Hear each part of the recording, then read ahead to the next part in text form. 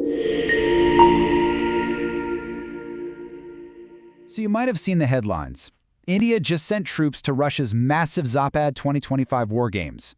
A lot of folks in the West are calling it a red line crossed. But as we're about to see, the real story here is, well, it's a whole lot more complicated than that.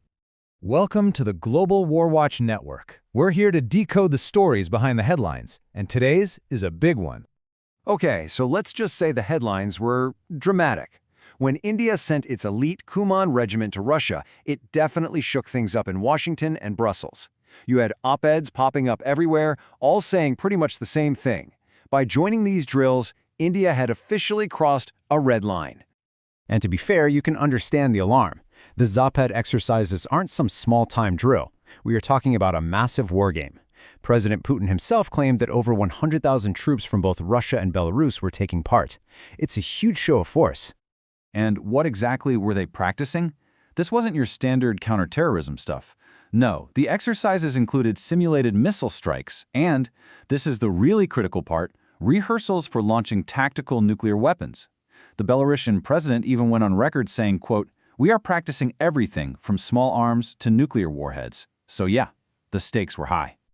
But right when the story seems pretty clear-cut, India siding with Russia against the West, there's a detail that completely flips the script. And that brings us to the American twist. Which leads to a really obvious question, doesn't it? If Washington was so deeply concerned about these war games, Then why in the world were U.S. military officers there, too? Yep, you heard that right. In a move that was seriously underreported, American officers were at Zapad as official observers. And this was the first time that's happened in decades. And it gets even more interesting. They weren't the only unexpected guests. The attendee list was just this fascinating mix of global players.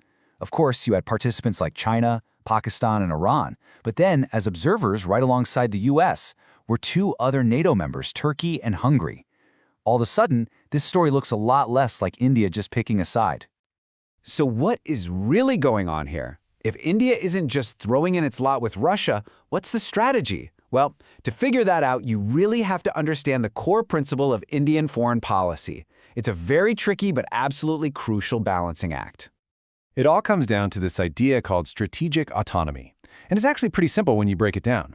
It just means India refuses to get locked into any one camp or alliance. Instead, it works with everybody, multiple, often competing powers, like Russia and the US, based purely on what's best for India's national interest. And a huge reason for this policy is just military reality. I mean, look at the numbers. Even though India has been buying from a lot more countries lately, around 40% of its military gear is still Russian-made. So keeping that relationship healthy isn't just about diplomacy. It's about making sure the country's defense arsenal actually works. And if you want a perfect picture of strategic autonomy in action, here it is. At the exact same time that Indian troops were on the ground in Russia for Zapad, another group from the Indian Army was wrapping up a huge military exercise with the United States up in Alaska. That one's called UWS. So think about that.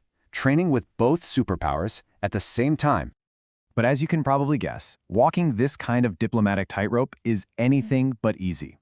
Trying to be friends with everyone comes with some pretty big risks and some serious rewards. And that brings us to the price of autonomy.